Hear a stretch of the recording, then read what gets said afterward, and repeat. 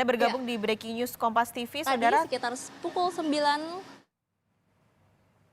Triksi Valencia masih ada di Kejaksaan Agung Jakarta untuk melaporkan perkembangan terkini. Tadi informasinya Menkominfo Johnny G. Plate sudah hadir di Kejaksaan Agung pada pukul 9:05 memenuhi panggilan Kejaksaan Agung. Kita kembali akan menuju Triksi Valencia di Kejaksaan Agung Jakarta. Triksi, ini berarti panggilan yang ketiga Plate di Menkominfo untuk kasus proyek pengadaan BTS 4G ini. Nah, informasinya apakah hanya Menkominfo Johnny G. Plate sajakah yang hari ini akan diperiksa di Kejaksaan Agung? Ya, tapi Bang Gubernur report dulu. Ya, Pak Skalis, tadi kalau kami mengkonfirmasi kepada Kepala Pusat Penerangan Hukum Kejaksaan Agung yakni Ketut Sumedana menyampaikan memang bukan hanya Johnny G. Plate saja atau Menteri Kominfo yang akan dilakukan pemeriksaan pada hari ini. Namun ada beberapa pihak lainnya yang juga berhubungan dengan adanya dugaan kasus dugaan korupsi, penyediaan infrastruktur base transceiver station 4G dan infrastruktur pendukung atau yang disebut dengan pengadaan tower BTS 4G Bakti Kominfo paket 1, 2, 3, 4, dan 5 tahun 2020 sampai dengan tahun 2022. Memang tidak disampaikan secara rinci siapa saja yang dipanggil selain Johnny G. Plate, kemudian berapa banyak lagi yang akan diperiksa atau datang untuk memenuhi panggilan untuk pemeriksaan tersebut. Namun dikatakan memang banyak yang kita panggil. Itu yang kami kutip dari keterangan atau pesan singkat yang disampaikan oleh Ketut Sumedana selaku Kepala Pusat Penerangan Hukum Kejaksaan Agung pada pagi tadi. Lalu kemudian kalau kita mengingat kembali bagaimana pemeriksaan kedua yang sudah dilakukan pada 15 Maret kemarin, disampaikan memang ada beberapa hal yang ditanya, yakni terkait dengan kapasitas penggunaan anggaran. Ini dikatakan bahwa memang ada dugaan kemahalan harga atau markup dalam penyediaan infrastruktur menara BTS beserta infrastruktur pendukungnya. Lalu kemudian ini juga ditanyai terkait dengan perencanaan dan pelaksanaan proyek yang belum selesai 100%, akan tetapi dalam laporan seperti dipaksakan telah selesai 100%. Jadi sudah melakukan pembayaran terlebih dahulu.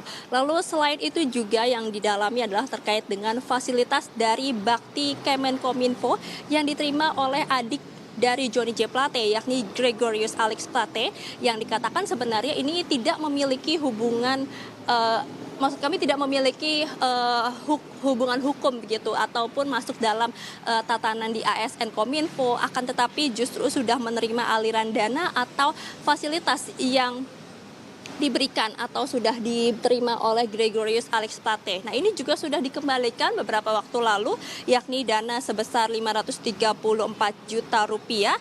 Nanti ini juga yang akan dimintai keterangannya ataupun juga didalami perkembangannya terkait dengan adik dari Johnny G. Plate. Apakah memang bisa dimintai pertanggungjawaban atau tidak? Bagaimana konstruksinya sehingga dia bisa menerima dana tersebut? Termasuk juga apakah ini ada arahan ataupun juga ada perjanjian begitu sehingga adik dari Johnny G. Plate, Gregorius Alex Plate ini menerima dana atau menerima aliran dana maupun juga fasilitas. Ini yang juga akan didalami dan juga dikembangkan Pak Skalis dan juga saudara. Lalu kemudian kalau beberapa waktu lalu juga sudah disampaikan bahwa memang gelar perkara terhadap kasus ini juga sudah dilakukan, di mana penyidik dan Badan Pengawasan Keuangan dan Pembangunan atau BPKP ini telah mencatat adanya kerugian keuangan negara senilai 8,32 triliun rupiah dari kasus atau dugaan kasus korupsi ini. Dari hal tersebut ada 3 hal yang kemudian mengerucut begitu ya, bagaimana kemudian ditemukan adanya dugaan kerugian keuangan negara. Seperti yang pertama dari biaya untuk kegiatan penyusunan kajian pendukung, lalu kemudian dari markup harga yang terjadi, lalu yang terakhir adalah terkait dengan pembayaran BTS yang belum terbangun. Nah, ini adalah 3 hal yang kemudian mengerucutkan dan juga mendapatkan kesimpulan bahwa adanya kerugian uang negara senilai 8,32 triliun rupiah yang sudah ditemukan dan juga sudah dicatat. Tapi masih akan terus didalami, Pascal dan juga saudara, masih akan terus dikembangkan terkait dengan hal ini, termasuk juga tidak menutup kemungkinan apabila memang ada tersangka baru yang akan ditetapkan dalam kasus ini. Itu yang setidaknya disampaikan oleh Sanitiar Burhanuddin selaku Jaksa Agung Republik Indonesia beberapa waktu lalu.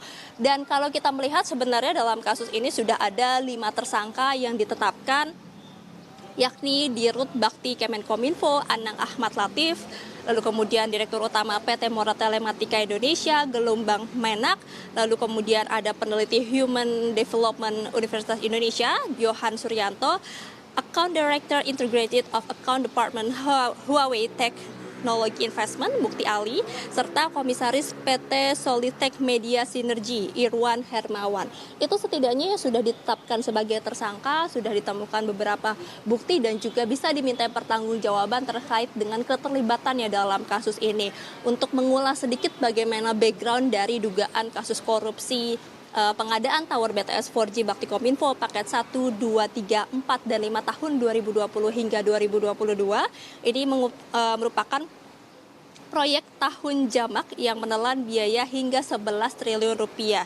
Proyek ini meliputi pembangunan sekitar 9.000 tower pemancar di ribuan desa dan kelurahan di Indonesia yang berada di daerah terdepan, terluar, dan terpencil. Itu setidaknya beberapa hal rangkuman yang memang sudah dilakukan maupun juga sudah didalami oleh penyidik dari Kejaksaan Agung. Jadi kita akan nantikan bagaimana pemeriksaan ini berlangsung, karena nanti informasinya adalah akan ada press conference atau keterangan yang disampaikan dari pihak Kejaksaan Agung terkait dengan pemeriksaan pada hari ini. Untuk ditekankan sekali lagi, bukan hanya dari pihak Kominfo saja atau Johnny G. Plate saja, Menteri Kominfo, yang akan diperiksa pada hari ini, akan tetapi ada beberapa pihak lainnya yang memang memiliki keterkaitan maupun juga dibutuhi keterangannya untuk melengkapi konstruksi perkara dari kasus korupsi atau dugaan kasus korupsi pengadaan tower BTS 4G Bakti Kominfo paket 1, 2, 3, 4, dan 5 tahun 2020 sampai dengan tahun 2022. Paskalis.